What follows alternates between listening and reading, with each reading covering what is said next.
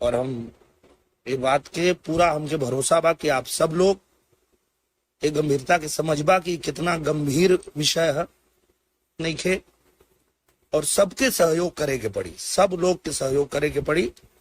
सब लोग ई बात के समझ ला, गंभीरता के समझा लो।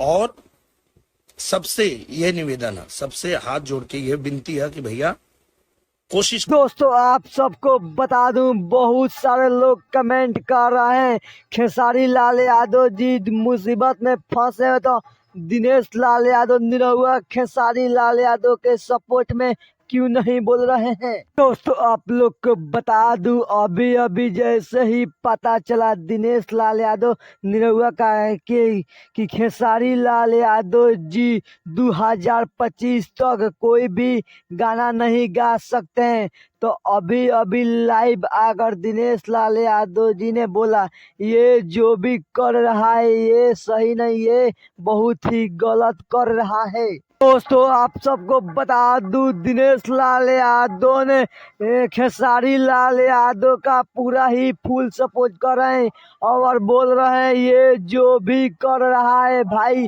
ये बहुत ही गलत कर रहा है। आप लोग का ये राय कमेंट बॉक्स में बताइए कैसा लगा, और हमारे चैनल पर नए हैं तो लाइक एंड सब्सक्राइब करना है।